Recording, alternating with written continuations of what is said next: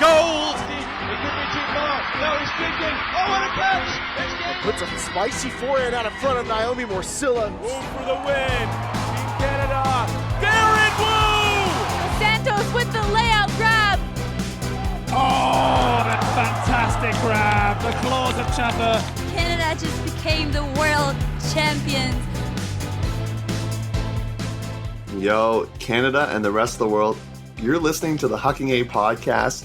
I'm one of your hosts, Theo Wan from Toronto, Ontario.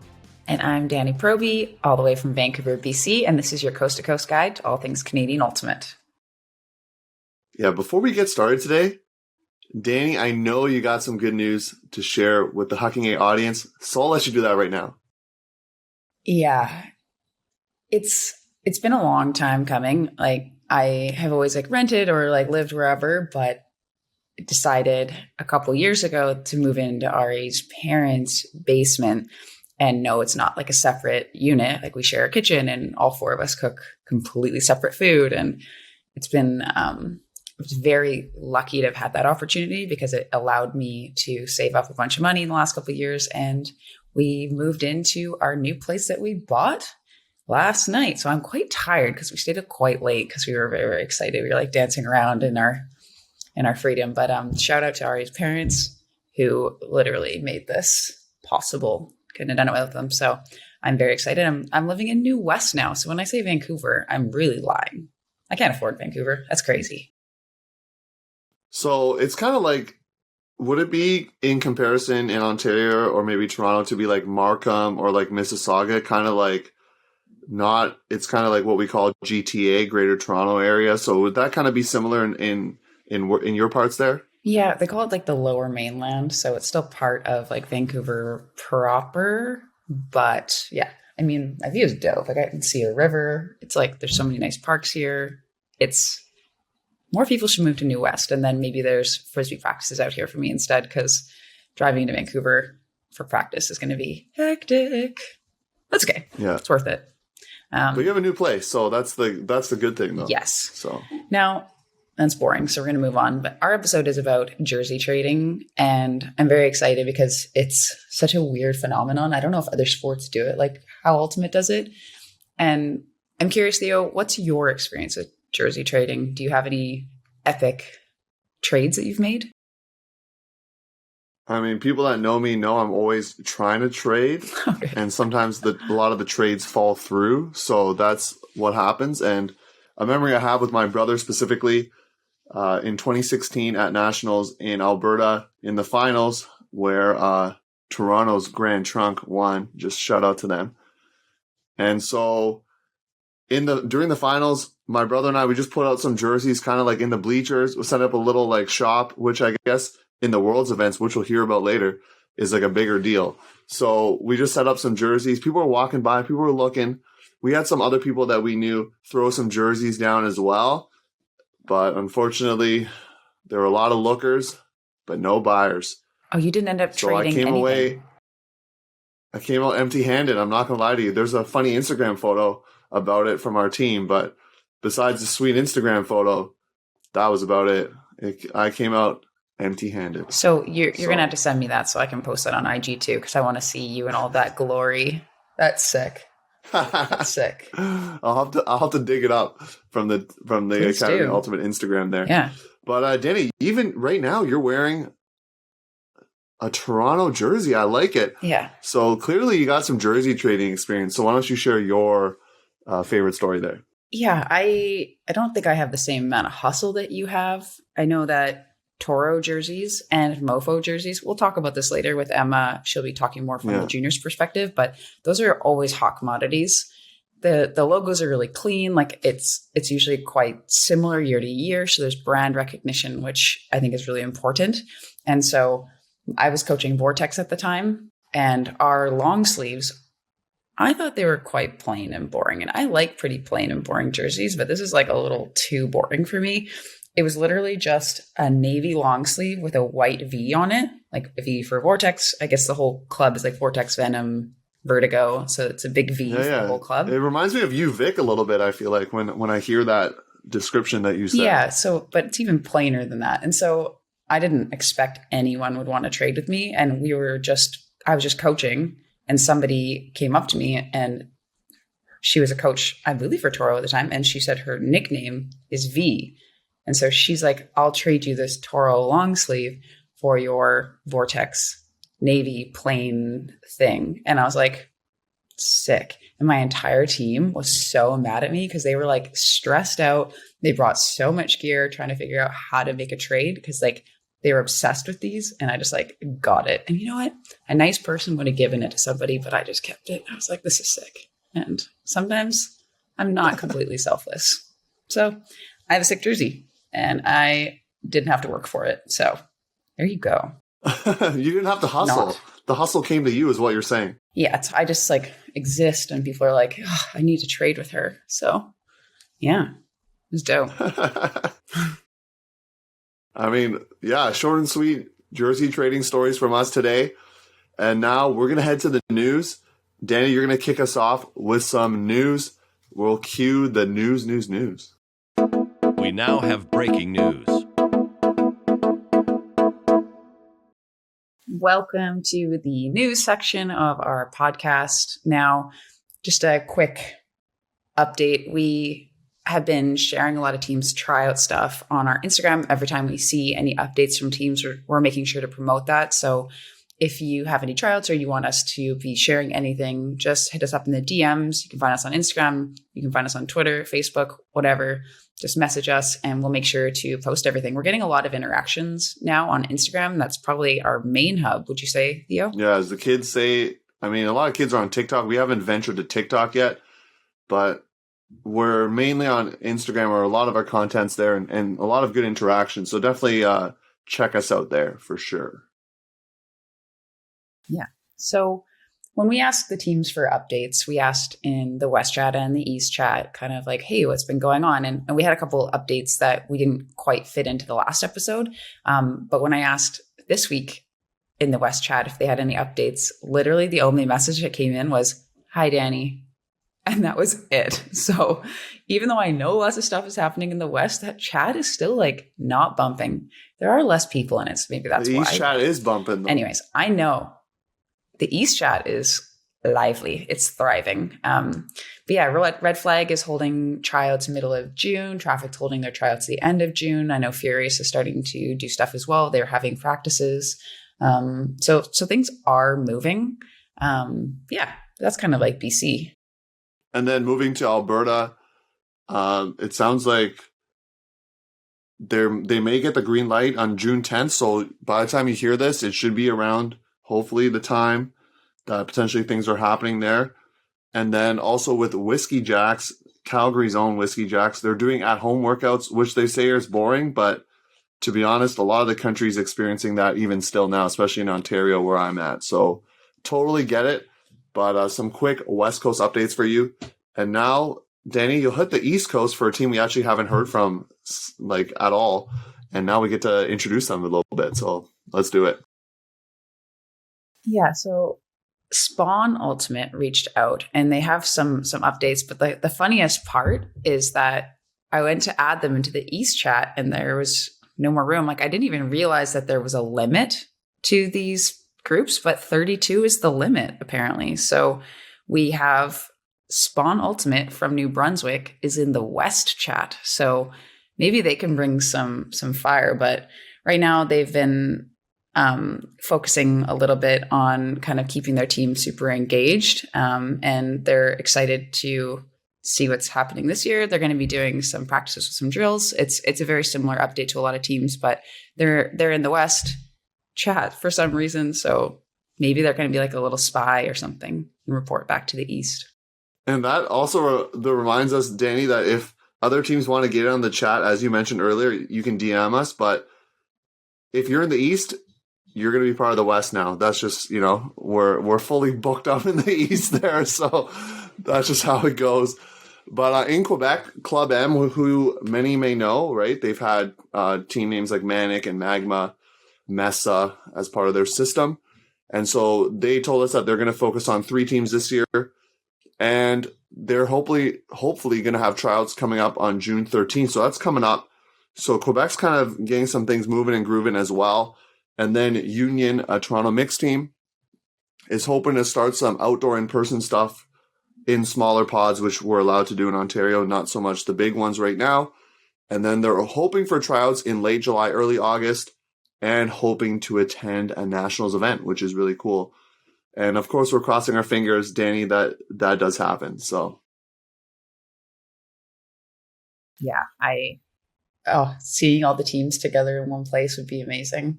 I can't even talk about it. It's going to make me too nostalgic. But you're not going to start crying, are you? Not today, but soon. If there's an announcement and it says that it's not happening, I might cry. So we'll see. Hopefully that's not on air. So Hound Ultimate has been doing outdoor in-person workouts, but in small groups, kind of keeping with like what the regulations have been. Crank and Rosie Ultimate from Ottawa are hoping to do pod practices starting June 14th when things open up for them. And a thing that was interesting in the East chat is people were kind of talking about field allocations, and it is kind of complicated because a lot of these parks boards are like waiting for provincial health orders, and there's a bunch of logistics that they need to be figuring out. And I think ultimate Frisbee teams finding out their practice schedule is probably pretty low on their priority. So a lot of these teams are kind of either poaching fields or they don't really know what their season's going to look like. But Crank and Rosie and any of the teams from Ottawa are really lucky because they actually have a field that is owned by Okua, which is the local not-for-profit league in Ottawa. They actually own their own fields. It's been there. Crazy. They're nice. And so lucky. Yeah, the UPI, Ultimate, whatever, Parks Incorporated, I think it stands for. Yeah, it's like pretty unique. They're pretty lucky. It's a bit of a trek, but I had to trek anyways from New West. So, yeah, I played No Borders many a year there. And so great fields. Like you said, parking can be a little bit troublesome. Oftentimes you have to park at a school and get a shuttle over.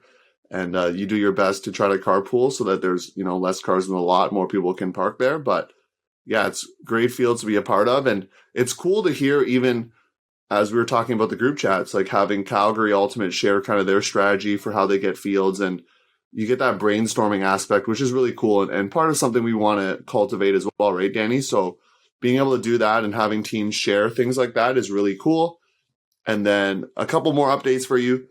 Grand Trunk, so open team out of Toronto. They sent out a tryout form recently, so if you're in the Toronto area and want to check them out, you can do so. And then get more updates from them. They're going to do kind of the pod practice thing as well. That's a big theme here in Ontario, you'll probably be noticing. And then lastly, this is kind of not Canadian news, but as we're recording this, AUDL happened recently. Like, there were games, and I haven't had a chance to watch any of the games yet. But just to know that Ultimate's happening, Danie, like, that's really exciting. I know it's in a different country, but it's getting people excited that, hey, Ultimate is coming back soon. So let's get excited, Let's move on to our main event, because this jersey trading episode, I know it's going to be really interesting. So stay tuned. We're going to hear from our sponsor right now, and we'll get right back to you. This episode has been brought to you by VC Ultimate. VC Ultimate is a company that proudly puts values and community before profit. VC is the world's best source for quality, design, and all of your ultimate needs. Hey, this is Karen Hatch from Winnipeg Fusion and Team Canada Mixed, and you're listening to the Huckin A podcast, your coast-to-coast guide for all things Canadian Ultimate. Welcome back. We're talking jersey trading today. I'm super excited about it. We got I'm going to call them experts on the jersey trading scene. So let's get it. We got Tushar Singh, who's going to give us the more world's perspective. He's played many, many tournaments. Too many to list, I feel like. And Emma Young, she's going to give us the juniors national experience with jersey trading. So welcome to you both. And so first off, Emma, can you introduce yourself quickly of where you've played, where your main jersey trading experience lies? Yeah, sure. I'm from Vancouver, BC, and all of my jersey experience has kind of been centered around junior club teams here in Vancouver. So my experience is mainly at CUCs as a junior from 2014 to 2019. Sweet. Nice. And Tushar, I don't know if you can list all the tournaments you've played in, so maybe you give us a quick summary, you know? Otherwise, we might be here for like 5 hours hearing all the tournaments you've played all over the world. Yeah, so I'll go in very quickly. My name is Tushar Singh, as Theo introduced me. I'm based in Waterloo, Ontario, Canada. There was a year I played 30 tournaments. Basically, it was every weekend from March or April right through end of October, beginning of November. And basically, because the ultimate scene when I started playing in Waterloo in the early 2000s was very limited, I just picked up with any team out there. And that eventually, you just kind of trade up. So I ended up playing a lot of international tournaments. Played on TC Beach a few times, followed TC Women's Open Mixed around a few times, and then had my, and then just kind of travel, which is not necessarily good for your finances, but it's great for your jersey collection. Wow. Lots of experience on this. Okay, so Emma, we're going to start with you. And I want you to kind of set the scene. What does jersey trading for juniors look like at CUCs? Great question. So my experience with jersey trading at CUCs is you show up on the last day when the open or women's team are playing their finals, usually at the showcase field. So there's stands, everyone's excited, lots of energy in the air. Everyone's done their games if they're not in the finals. And all those players, if they have a large jersey collection, usually players in grade 11 or 12 who have time to accumulate all that stuff, lay all of their jerseys down on the ground like a marketplace. And then if you're new, if you're like grade 8 or 9, you've got like maybe 1 or 2 jerseys that you want to trade. You're just kind of browsing, window shopping, one might say. You kind of walk around the marketplace. Everything's laid down on the ground. It's really fun, really intense bartering goes down. And usually, you know that the finals game is being live streamed so you can watch it later. So the real important thing on the last day is getting those jerseys to bring home. That's the true win of the evening. Yeah, juniors are nutty for jerseys for sure. I remember very clearly walking around and seeing all the jerseys being laid out. And one of our leadership students for Elevate had put out their LIT jersey as a trade. And you need to wear that to volunteer for us. So I was like, okay, clearly they don't want to coach or volunteer for us because it was just sitting there and we made eye contact. They were like avoiding me. So they're just trying to get the Elevate clout, out in the world. That's true. It was Alti Pros at the time. So no clout at that time. So thank you for answering that, Emma. And then Tushar, same question for you. What does the jersey trading kind of more at the international level look like? So there's a lot more politics at the international level, which leads to some interesting trades. And I would say there's definitely jerseys that are way more coveted. It's not like by the time you get to the international level or you're touring at that point that you really have a shortage of jerseys. So, for example, I've got like 4 of these big totes like this. That's just all my ultimate gear, and most of it doesn't get touched for a long time. But generally speaking, at the juniors and under 23s, you do have that market that does occur. But for the adult divisions that are beyond the U23s, et cetera, it tends to be more interpersonal trading. Typically what will happen is that you will trade with someone you've played against. And there are definitely, that does mean that certain jerseys are practically impossible to get unless you're at the high tier, which means that people will, in round of 16 or power pool play or something like that, try and get one of those coveted set of jerseys. So it tends to be more interpersonal, which also means that there's a lot more animosity in certain teams, which you just can't trade in some cases because you might not make the national team next year based on a jersey trade. Wow. And I think that's the interesting part from a jersey perspective at the international level is a jersey trade has to be, it's not a barter, it's meaningful and connected to a memory. And I would say that from the junior side, it's much more pure in terms of what they do. They are really going out and trying to remember that tournament. And they have such a limited collection. They're kids, right? But when you get to the international level, you're not lacking for gear. But you do need to try and remember that experience. And at least personally for me, I only make international trades with teams that I played against or players that I played against, which with all the pickups I do means navigating politics is interesting if I want to play with that team again or with that community again. It's fascinating. Yeah, some different perspectives too, which is why we have you on, right? Having two different perspectives.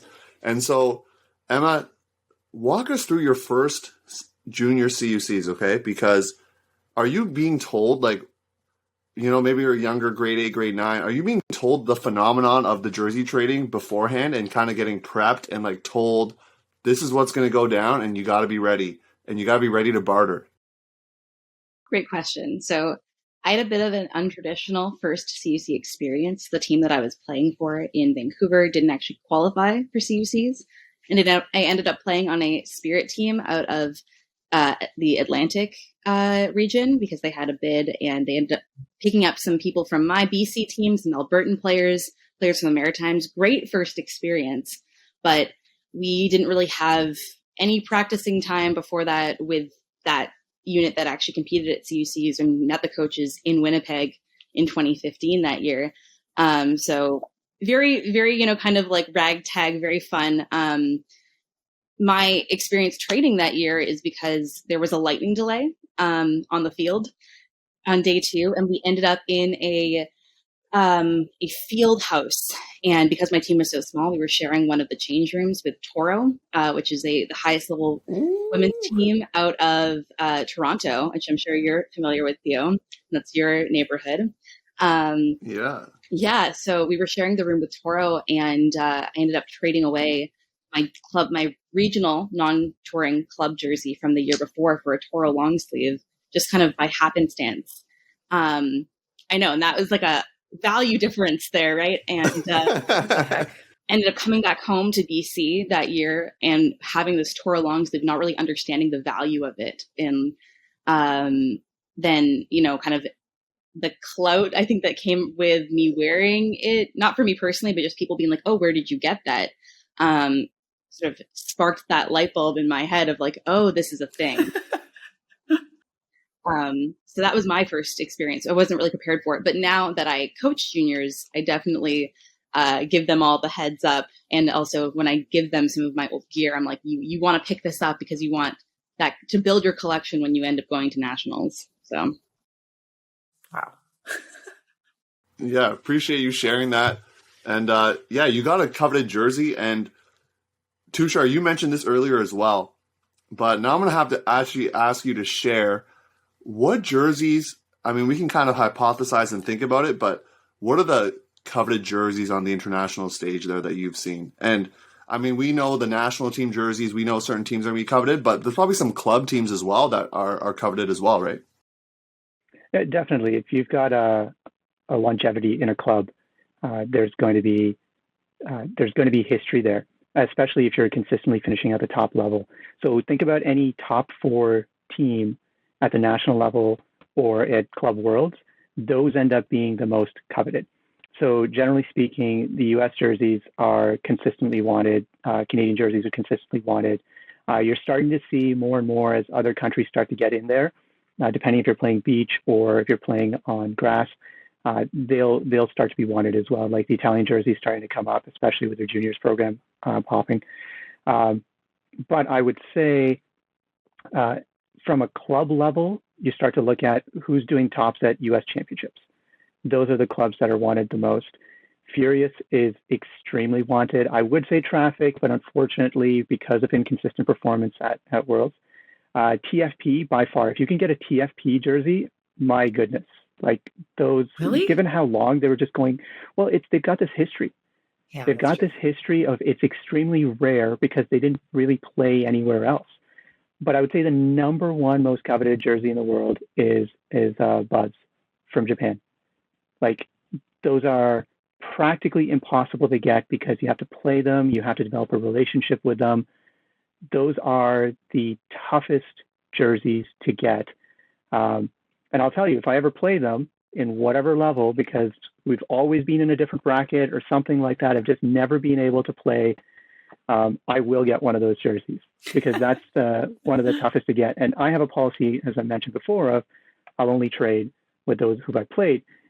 Although in the future I'm going to start collecting, but that's going to be a separate collection. But I'd say from a ranking perspective, if you're trying to get the toughest to find jersey, it will be my hardest jersey to get. I've got my second hardest jersey to get, which was a club team, low-level club team out of the UK. But everyone's got their own personal ones as well. Theo knows about this. I can't show this jersey on camera. It is extremely lewd and crude. But the problem also ends up being is you look at certain jerseys and you're just like, those are just amazing jerseys. And the spirit of the people who wear those jerseys, you want to remember that because you just have some great games. You might be a high-level team and you're playing against a team that isn't high-level, but they're there because they embody the spirit of ultimate and they're showing up to an international tournament. They're doing a phenomenal job in terms of making the game better. And you have such a small opportunity to play against them. And they're only going to give the jerseys away to someone who's spirited on the other team, which as a high-level player is really hard to pull off in many instances, especially if you've got a team of 21 and you're playing against a team of like 10 at a beach tournament. Right. So I've already got my second toughest to get. I've got all the others. That buzz bullets. That's the toughest I think, for really anyone to get. So we're talking a lot about coveted jerseys, and what value a jersey has really depends on a lot of factors. Emma, I know you've seen it firsthand. You've made a pretty sweet trade yourself. So can you talk to us and teach people a little bit about kind of the value of jerseys at CCs? Yeah, absolutely. So before you even get into the team name and, the design, you want to think about the jersey itself. Full sublimated jerseys are, bar none, the most highly coveted jerseys just because they have a full design and would be the most expensive if you were buying it with the merch tent, for example. And then I would say below that, you've got spot sublimated and maybe like a long sleeve and sub shorts, and then screen printed stuff under that. And I'd say like reversibles or hoodies, kind of, regular cotton gear is kind of under that, at least in my experience. And then if you want to look at the team name, so I'm wearing a Winnipeg Mofo jersey. They're the top team out of Winnipeg, and they're a very highly decorated program as well. So they're always a very hot commodity at junior nationals just because of their name recognition. Same goes for Toro out of Toronto, and then whoever the top team is out of Quebec. When I was playing, that was Hydro for the Open, and Era for the women's division. Although I think that's now Titan. And then from BC, you have what used to be different names for the BC program, Alpha into Misfit, and then now Eclipse. Those jerseys tend to go for fairly high trade value as well. And then after that, people will bring their high school jerseys and other gear from that aren't club team, isn't club team apparel, and it will go varying rates depending on how good the design is, I would say. Yeah. So that's when you kind of get down to, I know teams that will beef over their designing process if it's like a player or two designing it because they want their jersey to have very high value. And especially if you're like a B team or a C team for club, you want to make sure your jersey looks fire because that's the only way you're going to be able to trade it if you're not maybe like in the top 5. That makes sense. I've definitely seen that when I was coaching, I think Mischief a couple years ago. There was actual like fighting happening between the open and the girls teams because of the jersey. It's very intense. And as you said, like if you're not the number one team out of your province, that jersey better be popping. So yeah, that's fascinating. Thanks for sharing that. Tushar, for you, I'm curious if there's like on the international stage, like for CUCs, all these teams are Canadian or whatever, but on the international stage, is there any cultural differences in terms of the trading that happens? Yes, there definitely are. And I would say even on the Canadian scene, there tend to be cultural differences where teams, due to animosity or some other reason, may not do a trade, which I wish they would, right? Like I think we've all played in that realm where it's tough to get certain jerseys because you have that experience. Now that happens on the international scene as well. And I'll kind of give 2 examples here with some show and tell. So I played for a team called Costa Rica. They're out of Rimini. And I actually got extra prints of this jersey because I wanted to trade it at a Worlds. So what ended up happening is we played against Euphoria from Colombia in pool play. And it was right from the get-go an extremely tense game. Like even before the first poll, it was tense because there had been prior history between Italy and Colombia and some of these teams over the last decade or 2 decades, because apparently no one ever forgets. And what ended up happening is following the game, we met some of the team members and players, and me not having that history, I was there with my captain, and one of the players came up, and like this was tough for this player to do because there's this animosity between the teams, and they asked to do a trade because Cota is the town that they were from in Colombia. So this jersey had a very personal meaning, both of the experience at Worlds as well as where they were from. And I was like, yeah, I'm interested. But my captain was like, no, you cannot trade. You cannot trade this because of the history. And what ended up happening is that right then and there, I said, yeah, I'm interested in trading, but what are you going to give me? And I ended up getting 2 jerseys and 2 trinkets for it. My captain wasn't that happy, but I still had a lot of other jerseys and trades to do. And the captain and I, there was really no issues. It was just, he recognized that culturally it was okay for me to do the trade, whereas one of his players would not be okay to do. So that was an interesting one. And I think I have those jerseys. One was actually a team selection jersey for 2008 Vancouver Open. So I think only Colombian players have that jersey. And so I was really fortunate to get that one. And then one was an actual Euphoria jersey as well. So I was really happy with that, because anytime I look at a jersey, there's a memory connected to it. There's an experience connected to it. Like I can flash back to that tournament, think about all the great times I had, the game, all those sort of pieces really go into it, which is why they're very personal trades. The other example from a cultural difference perspective is actually a team that I ran. And so every year, whenever I used to go to Paganello, I used to put in a team. And this team would be composed of a core group of Swedish players. And then we just add players from around the world, Canadian players, German players, French players, English players. It was just basically half the team was our core and the other half was open invite. And this really allowed people to play at Paganello, whereas normally they'd be locked out of the tournament because you'd have to go find a team. So we saw it as kind of, or at least I saw it as a responsibility of bringing people into the sport. The problem is that every year we came up with a new team name and we'd have to come up with a new design. So we actually paid designers. And so this was Back to the Future was the theme of the tournament. And we were the mad scientists that year. I think the year before we were the dancing queens because ABBA was we always had a theme. And so our jerseys were kind of wanted it because we'd be distinctive. The problem is that we went 88 miles per hour. And right. It's something that we should have double checked with. And if you know Back to the Future, 88 miles per hour is what you got to hit in order to go back in time. So totally on theme. It was awesome. We all wore 88. The problem is that for the German players, that was a problem because in Germany, 88 is a symbol that's used for amongst neo-Nazis. And so they had to trade their jerseys as soon as possible. So even once we understood that, and the players were really shy about telling us, the German players on our team, once they told us that, none of us traded our jerseys before they traded theirs.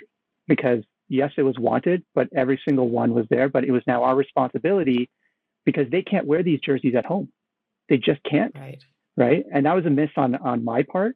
And so it's one of these things to recognize as well over time is some certain jerseys, say you were born in 88, or say you're like, I think a Lindros fan or something like that, or say you're Mark Lloyd, always wearing 88. You can't trade those with German players. It's going to be really hard to get a German jersey, right? And then there's going to be unlucky numbers as well. So I've got like a Chinese jersey, but they wouldn't trade with some of my team members because they were unlucky numbers on the back, right? So if you're thinking about doing certain trades, you have to actually think about these things when you're picking your number in some cases. Yeah, that's crazy. Theo, are you born in 88? Because I'm born in 88. Now I know. I learned something today. No, I'm born in 89, but in Chinese culture, as you may know, Tushar, 88 is like a good thing. Like a lot of Chinese players, Asian players, well, mostly Chinese players will have 88 as their number. So it's kind of interesting that even within Canada, I've seen a lot of Chinese players wear 88. So the cultural differences are just throughout. So that's really interesting, and and then you can't have a 4 for those players, right? Right. Yeah, because that means death. So you don't want that. Oh my gosh. So yeah, a lot to navigate. But in terms of like navigating trades and things like that, Emma, you shared a story of kind of a quote unquote wild trade, the predicament of you being in the same locker room due to a rain delay or a thunderstorm delay with Toro. Can you share? I know I'm curious about this because I want to know, what are some wild trades you've seen, like 3-for-1 deals, like 4-for-1 deals? Like, what does that look like? All right. So I remember, first of all, I should preface this by saying that myself and I know some other people track our trades. Like, it's gotten to the point where my last couple of years of junior nationals, I'd accumulated so much extra gear that I would legitimately forget what I had if I didn't write it down. So I have like a notes app with all my jerseys listed. Other people have Google Docs with like a whole inventory. It's like a thing. So I was actually in preparation for this episode looking through some of my old trade files, and I was able to get a Team Canada light jersey for a low-level club team jersey and my school team's junior A team jersey, like my high school team. I know, it sounds wild. And the thing is, though, going back to your previous question about like jersey value. It is. I'm not a player on Team Canada, so I would never wear a TC jersey unless I made the team. So now I have this very valuable jersey. As Tushar mentioned, Team Canada is a very hot commodity on the world stage, but I'm not going to wear that jersey. So I was actually able to trade it for like a mofo jersey, but it's just kind of funny to like be able to get such a coveted jersey in other contexts for some like really, I guess, low value gear. But no, I've seen like full kit trades for like a mofo or a Toro jersey at juniors, which is fun.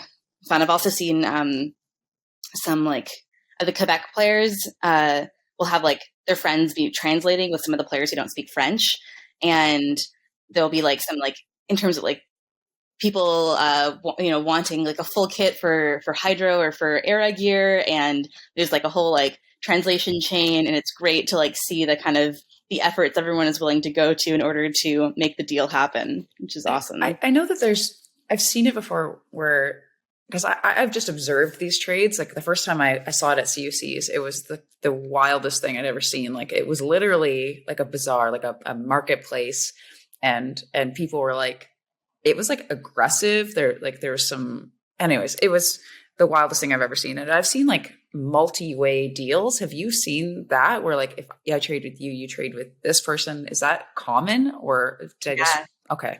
That's good to know. I've never really it's never like I've personally been involved in like a multi-way deal, but there have been some conditional offers like, oh, someone will come up to me and I've got all my jerseys laid out, and they'll be like, I like this jersey that you have. And I'll be like, great, what do you have to trade back? They don't have anything that I want. Maybe they have things I already have.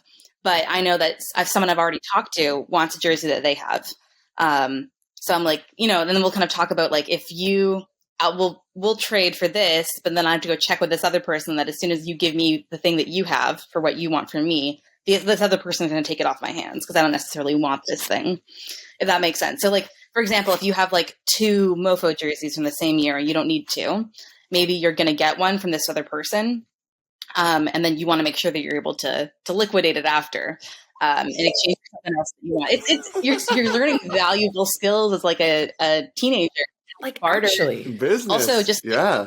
And it's like how value changes year by year. So Tushar, you were mentioning kind of long history of club teams, but juniors, you're getting into a program, you don't know any of the history, you're graduating out of it really, really soon. So there's no kind of like long-term animosity between teams in my experience because there's new players every year and the name stays the same, but the actual team core is so changeable over time that, you'll have rookies who will be making great trades that they like won't really understand until they're older and have kind of played for longer and stuff like that. Yeah. So Emma, thanks for sharing the wild trades there. Tushar, you've obviously seen your fair share of those. But what would you say is the best part of the whole jersey trading thing, especially internationally? And then what would you say is the worst part? Because there's obviously going to be good and bad, right? So I'll start with the worst part. I wish I had more jerseys to trade, right? Like just taking extra kit is so important. And having players that, and I think this is the part that hurts you as a player that is practiced on this, is having team members show up with too little gear and knowing that they might not have other opportunities to actually get that. And every jersey I have, like I've got totes and containers. Every single one is tied to an amazing experience with this community. I think that's the best part, is every jersey speaks to this community that's being built organically, that we're continuing to build out as well. And that is very much from a sport perspective is amateur, which means that we're putting our own effort, time in, training, everything to get to that point. So your jersey doesn't just speak about your journey. It speaks about the other person's journey. And that trade gives you an opportunity to actually learn about that person, learn about that team, and connect on a global basis. Which if you're playing just, I mean, going back to the junior side, that's so important. Juniors are coming into this game as well, their first experience, and then they're joining a larger community that isn't just their town and their friends. Same thing as CUCs. I wish it would happen, but we don't. Like, we stay in our bubble. So internationally, those trades is really connecting all of our ultimate communities, and every single jersey I have speaks to that, which is amazing. It's beautiful. That's very, very beautiful. Thank you for sharing that. We're gonna wrap it up like with a nice little bow, this whole episode on advice. So Emma, you coach juniors. What advice do you have to them? Say they're heading to their first CUCs. I would say a couple of things. One, if you are going to set up shop, and if you do have enough gear to kind of, I guess if they're in their first CUCs, that might not be the case. But if you are going to do it, find a friend or make friends with the person who's setting up shop beside you, because you're going to want to be able to walk around and see what everyone else has to offer and not be tied down to a little location where you're only getting kind of the novices with less gear walking around with their stuff. So make sure that no one's like touching your gear or stealing it if you don't want to leave it unattended, right? So that's number one. I would say kind of what Tushar said about bringing enough gear. I always bring a full duffel full of all of my gear. And then another small suitcase with my like actual clothes in it when I'm going to CUCs. And lastly, I would say try to make your trades with people from out of your province, because you're going to go back home and have an entire year to play with and trade with and, negotiate with people for jerseys that are from your area. But, a jersey, even if it's a lower level jersey from out of province, is actually going to be worth a lot more once everyone else doesn't have access to those folks anymore. So meet people from other places. It's cool to see like jerseys with your name on it that maybe you traded away a couple years ago that are now still in the circuit from someone. I've seen my name on backs of jerseys from like people in Quebec, people in Ontario, people in Winnipeg, all these different things where it's really cool to kind of see how far, wonder what life your jersey has led after you parted ways with it. And once you come back home, you can then try to negotiate with your friends from the same province.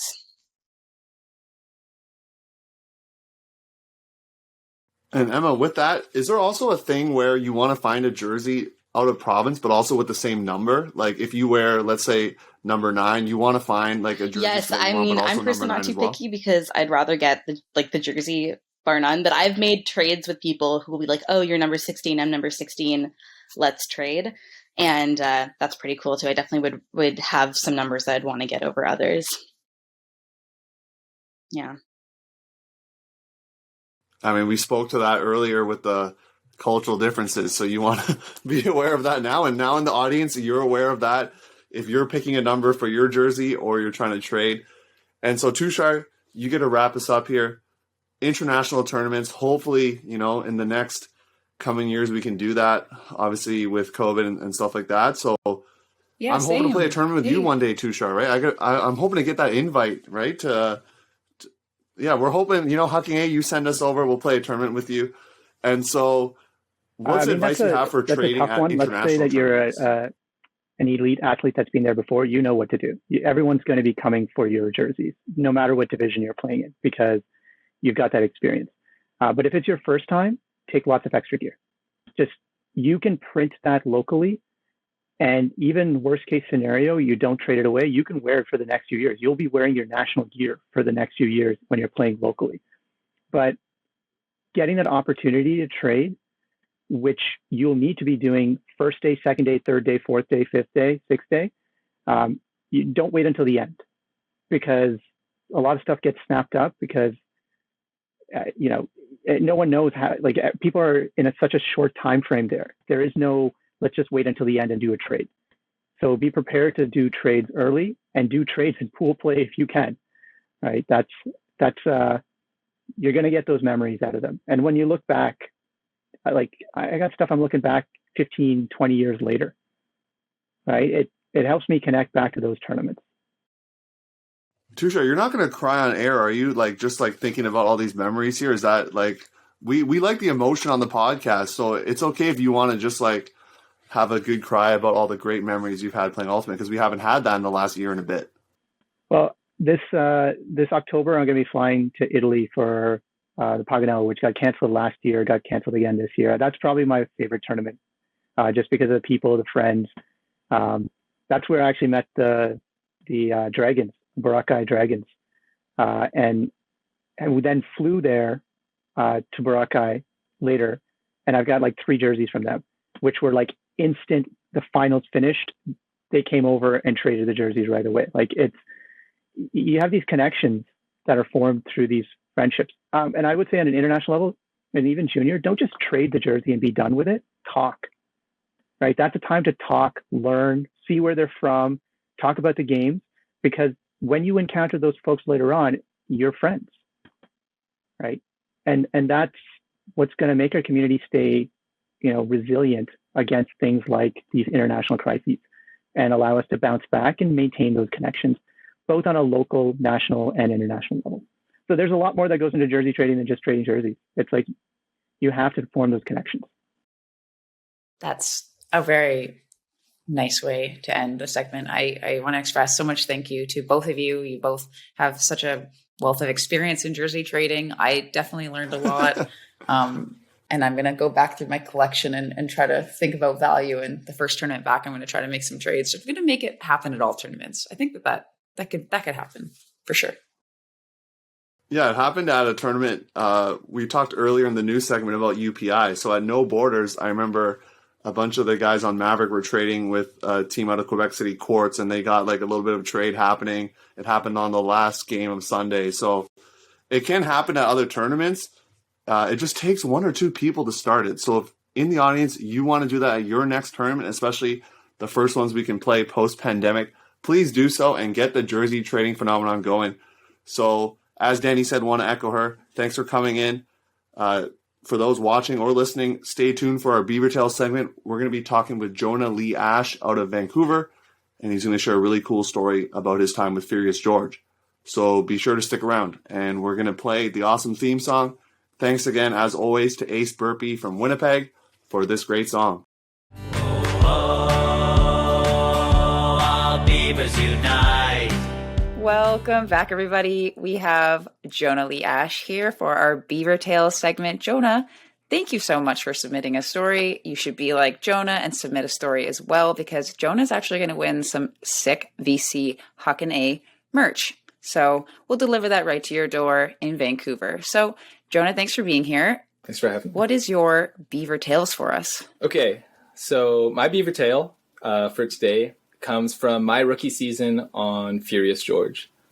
And it was a game in the regional finals to go to the USAU National Championships, and it was against Sockeye. And the reason I'm telling the story is, well, we'll get to that, but basically it was the best game of Ultimate I have ever been a part of, and that I have ever been privileged enough to watch.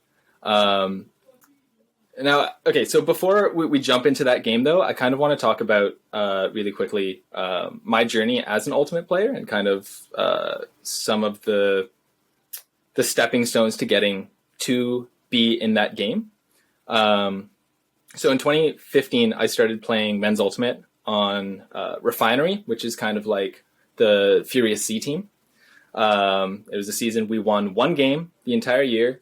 It was super discouraging, but playing on that team, I viewed it as kind of a stepping stone to get to the next level and to start trying to play on Blackfish and start trying to play on, better teams. And then in 2016 and 2017, I did manage to make it. I played on Blackfish both of those years, and we went to CUCs and whatnot.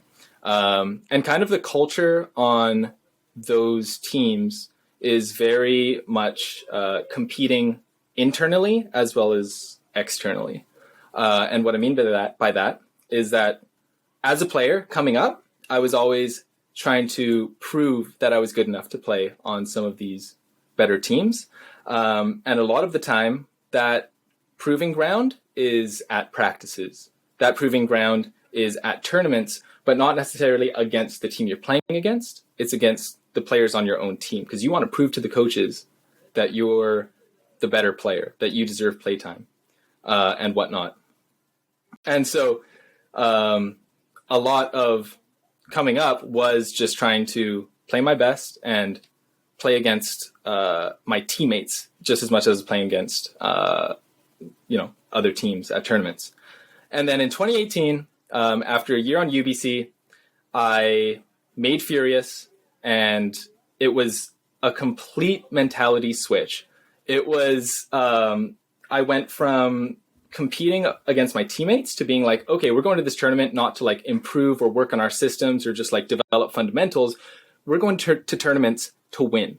Like, the goal is to come first at all of these tournaments. And suddenly there was this like goal of beating Sockeye at Flower Bowl. There was this goal of, beating, if we went to CUCs, of beating GOAT when we went eventually. And I had never experienced that before, where kind of the team was all in on this, like the team supersedes the individual players. And the goal is to win at every tournament. And you're not, you have to kind of suck it up. You can't be like, oh, I wish I had more playtime. Oh, man, if you'd put me on there, I would have done better. You kind of have to have your teammates' backs at all times. And that was the first lesson I learned playing on Furious. And going into the season, we had a pretty good team. We had a lot of young players who were, talented, who were athletic, and who really wanted it. And so going into sectionals, we I don't actually remember sectionals that well. I don't think Sockeye wasn't there because they placed well at nationals, but we came out, and then we're going to regionals for the fall series. And we have this goal of winning regionals, because if we win regionals, we're going to be seated pretty high going into nationals. And we go through, I don't remember if we played Rhino or Voodoo in the semifinals, but we won the semis and we're in the finals. It's a pretty windy day.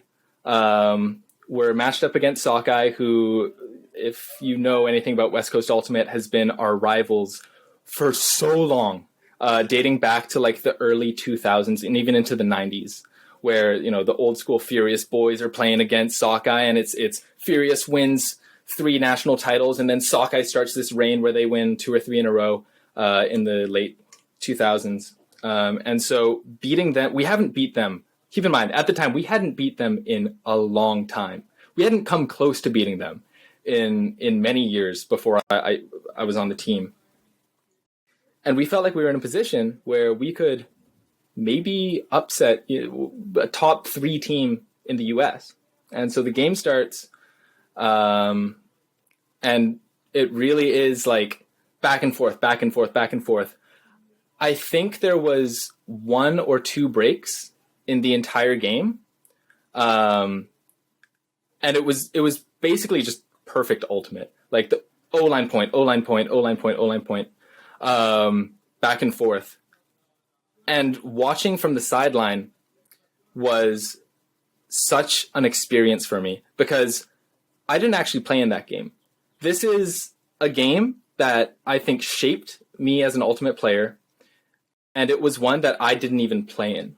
And the reason I was talking about earlier, kind of the mentality of competing against your teammates, competing against to like earn that spot, is the lesson I came out of my first year on Furious George with was you don't have to be on the field to contribute to the team.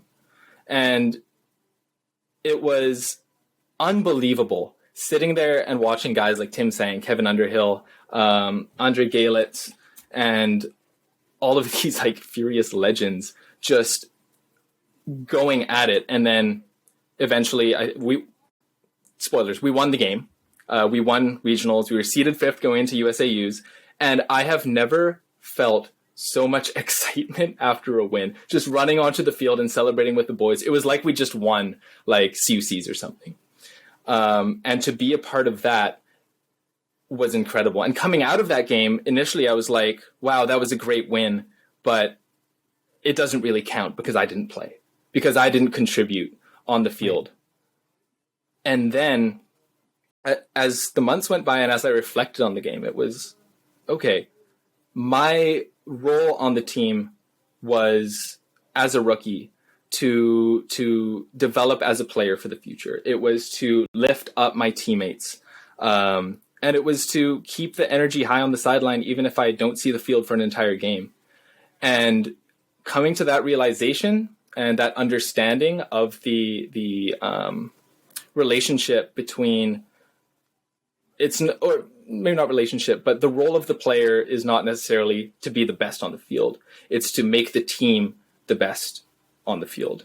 And it is something I carry with me to this day. And it's, even if I'm not getting a lot of playtime or someone on the team isn't getting a lot of playtime, that doesn't mean that they're not contributing in a huge way to the team's success. Because being on the team and being on the sideline and being this presence and coming out and beating Sockeye, that is such an incredible feeling of just, it's hard to put into words how happy I was and how happy I'm sure all the other boys on the team were who had been wrestling with Sockeye for 10 plus years. And to be a part of that, even if I wasn't on the field, was my favorite ultimate experience as a player and as a person. So that's, it's my Beaver Tale. If you're a junior or like a U20 or U24 athlete listening to this is like golden advice, because so many times people think if they're not getting in the game that they don't have an impact. But if you're one of the people that are playing, you are on the field, if you look over and you see a sideline with their arms crossed and they look like bitter or jealous or whatever, you're also not going to play as well. If your sideline is hyped, all the people on the field do actually play better. So this story is just like so perfect for people to hear, because it's really relatable too. It's relatable for me. I remember that exact experience, not exactly, but playing like 0 to 2 points in a game. So very relatable, very well told. Theo, do you have any thoughts? I mean, I just appreciate the vulnerability. Jonah, I appreciate you sharing that. And yeah, like Danie said, we're going to have to like put this out as like a PSA to, up and coming Ultimate players, that this is like the advice you need, because you're going to contribute to a team, not just through your play, but also through your attitude and through your actions, and like hashtag no egos, right? So you just got to play your role to the best, and the team will be successful, right? I'm sure that was a quote somewhere from some Ultimate coach, some time ago. So Jonah, thanks for coming. It's been said at some point. Yeah, of course. No, thank you for having me. It was awesome. And if you want to be like Jonah and share your really awesome, vulnerable story and your brilliant climb from the bottom to the top, which is amazing, you can be like him, submit your own story. We have a good time over here. So you can hop on the podcast and get to know Theo and I a little bit and share your story with the rest of the world. Submit your story on our Beaver Tales. You can find it on all of our social channels, and you can win some sick swag too. So thanks again, Jonah. Thank you, guys. Oh, Beaver party tonight.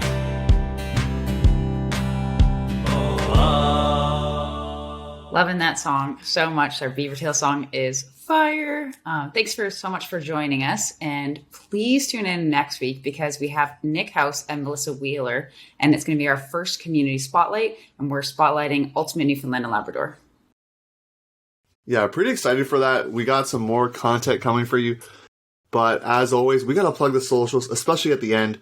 So follow us on Instagram. I'm not going to say all the handles this time, but Huckin A, Instagram, Twitter, Facebook. You can email us, huckinga@ultiworld.com.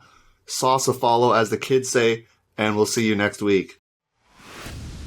This is Mike Haddock, founder of Haddock Sport Performance and strength and conditioning coach for Ultimate Canada. And you're listening to the Huckin A podcast, your coast-to-coast guide for all things Canadian Ultimate.